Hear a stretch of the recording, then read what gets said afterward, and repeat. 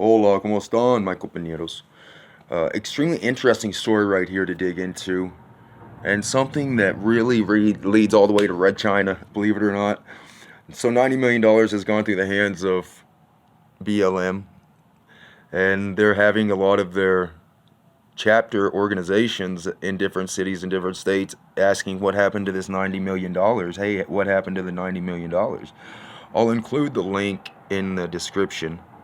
So I was looking into, okay, so where did all that money go? $90 million, that's quite a bit. And so I did come across this story that happened to link BLM with the CPA, the Chinese Progressive Association. In this article, the Heritage Foundation is the one that comes across the link, and then the New York Times, the New York Slime, it comes out later and refutes fully.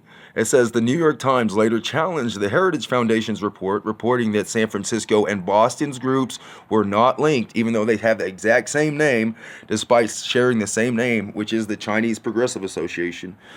The Times article also quoted officials from both groups denying that they are pro-communist. Okay, so that's the official narrative. $90 million went to a pro-communist organization, even though they refute it. In this story, they have the hyperlink for the donation page for Black Futures Labs, which Black Futures Labs is what Alicia Garza started before Black Lives Matter. Black Futures Labs is like the progenitor of BLM. So Black Futures Labs is actually sponsored. When you click the hyperlink right there, it takes you directly to a donation page.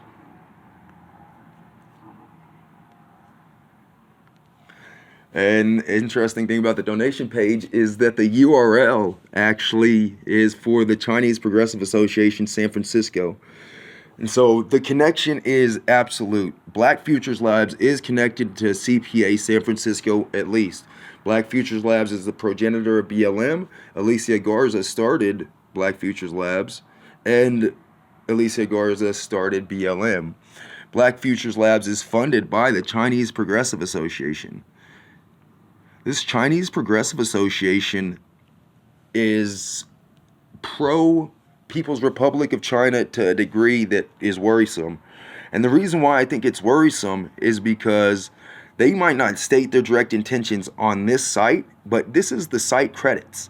And they're trying to give credits to the Design Action Collective. This is how we design our site.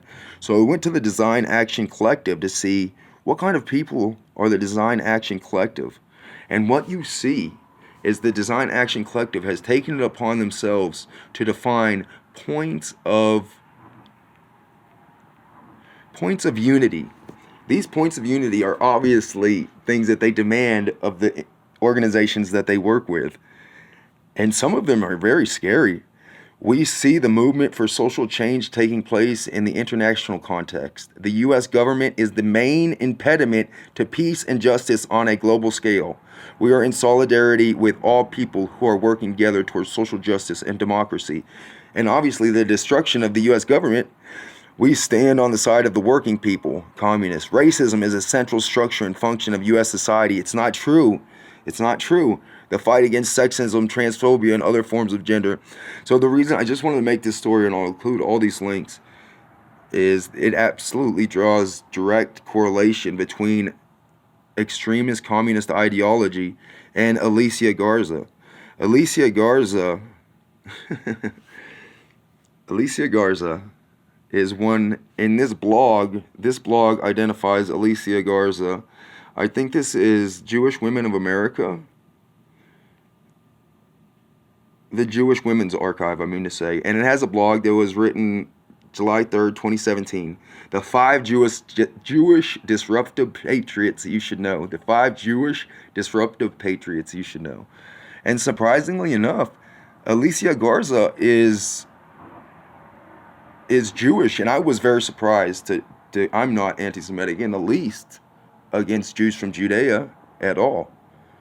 And I feel like it was surprising, though, whenever I figured out that Alicia Garza is also Jewish. perhaps of Ashkenazi origin. I'm not entirely sure, but I'll include this link as well. Another Ashkenazi connection is Melina Abdullah.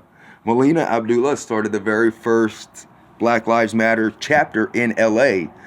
Black Lives Matter started in LA, and so there's Alicia Garza, Opal Tometi, and Patrisse Cullors. And those are the three that started Black Lives Matter. Alicia Garza started Black Futures Labs. They all came from the bus riders union in Los Angeles. They all came from the same place. The bus riders union was started by a gentleman named Eric Mann. And Eric Mann is a Jewish gentleman who says that his parents taught him that he had to go against the Goyim. There's a direct quote from him in an interview where he says, "We must go against the Goyim." And this, I know this is random right here, Melina Abdullah, but she is noted for, this is her parents, her early life. Let me go to what she's noted for.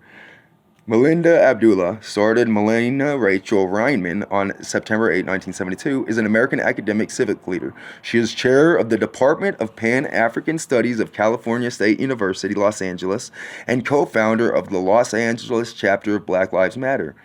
So her name is Melina Abdullah, and her mother is Linda Fowler Blackston.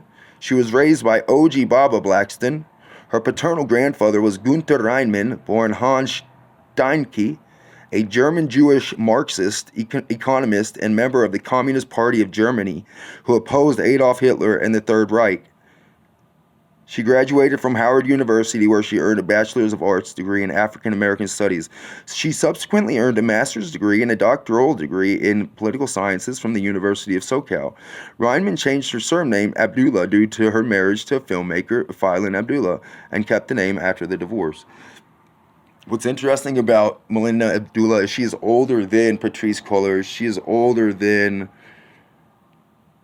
Opal Tometi. She is older than Alicia Garza. I believe her and Eric Mann to be the Pied Pipers. Melina Abdullah and Eric Mann, I think that's where the $90 million has gone. Check their bank accounts.